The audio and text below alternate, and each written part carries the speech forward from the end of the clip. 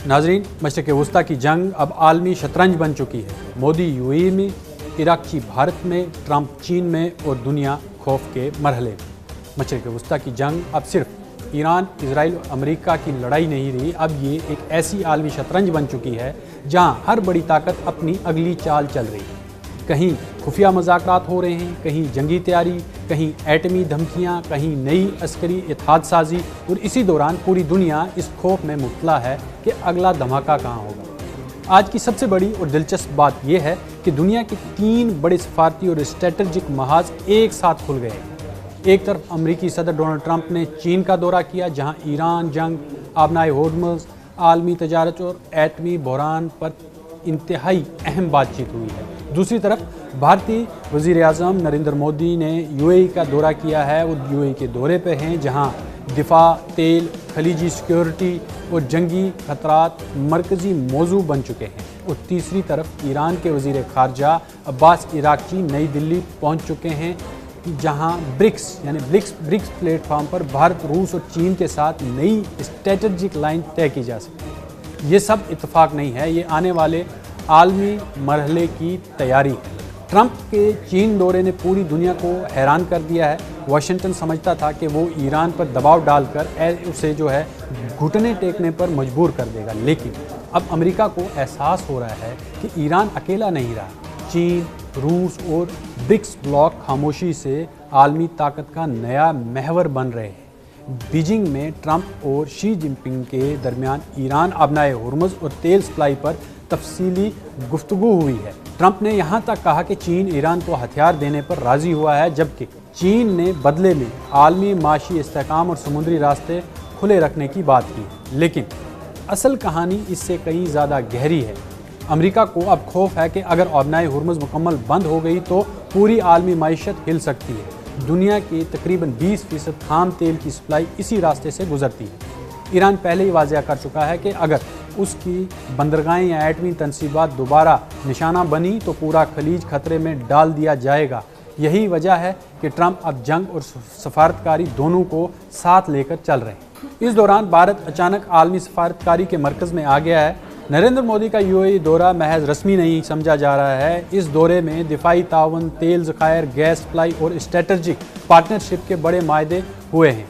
भारत और यूएई ने दिफाई ताउन को नई सतह पर ले जाने का ऐलान किया है, जबकि खलीजी जंग के तनाज़ुर में तवानाई सिक्योरिटी भी बड़ा मौजू बनी हुई है। दिलचस्प बात यह है कि इस वक्त ईरान के वज़ीर ख़ारजा अब्बास इराक़ची भारत में हैं। नई दिल्ली में ब्रिक्स वज़ीर ख़ारजा इजलास के दौरान ईरान खुलकर अमेरिका और इजराइल के खिलाफ सफारती हिमायत हासिल करने की कोशिश कर रहा है। भारत इंतहाई मोहतात अंदाज में चल रहा है, क्योंकि एक तरफ उसके इजराइल और अमेरिका से ताल्लुक़ हैं, जबकि दूसरी तरफ ईरान उसके लिए तवानाई और जगराफियाई लिहाज से इंतहाई अहम है।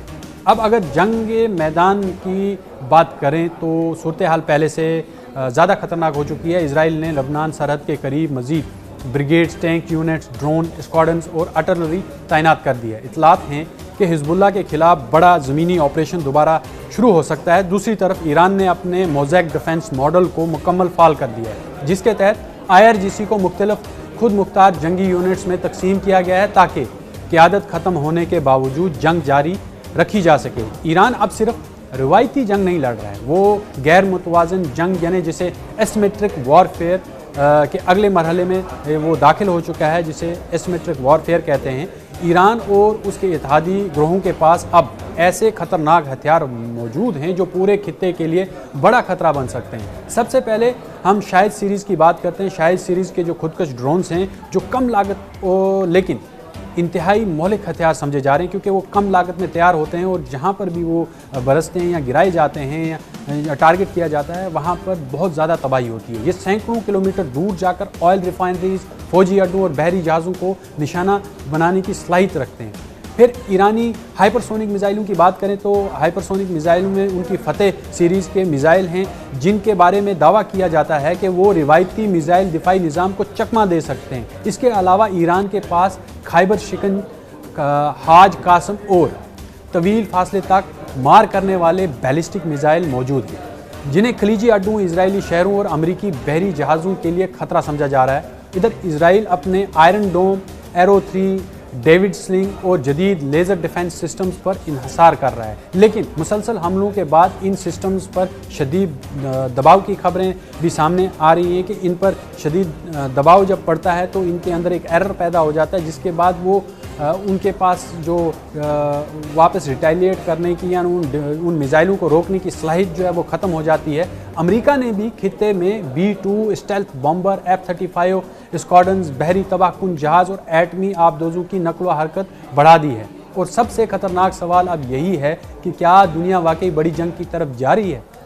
मैं समझता हूँ कि दुनिया अब कोल्ड पीस यानी ख़तरनाक खामोशी के मरहले में दाखिल हो चुकी है। जंग बज़ाहिर रुकी हुई लगती है, लेकिन हकीकत में हर मुल्क अगले मरहले की तैयारी कर रहा होता है।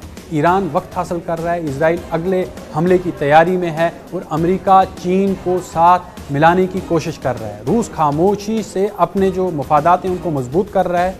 चीन आलमी मईशत और तेल सप्लाई बचाने की कोशिश में है और भारत खुद को नए आलमी तवाज़ुन में मरकज़ी ताकत के तौर पर पेश कर रहा है। लेकिन सबसे ख़तरनाक यही है हिस्सा कि अब किसी एक मुल्क के पास मुकम्मल कंट्रोल नहीं रहा है। एक बंद समुद्री तजारती रास्ता, एक गलत हमला, एक जो बड़ा मिसाइल हमला या एक एटमी गलती और फिर पूरी दुनिया स्टोन एज में दाखिल हो जाएगी। जंगें अक्सर तबाही लेकर आती हैं, लेकिन सबसे बड़ा सवाल ये है कि आखिर दुनिया के ताकतवर जितने भी ममालिक हैं, ये ताकतवर होने के बावजूद भी जंगें क्यों चाहते हैं।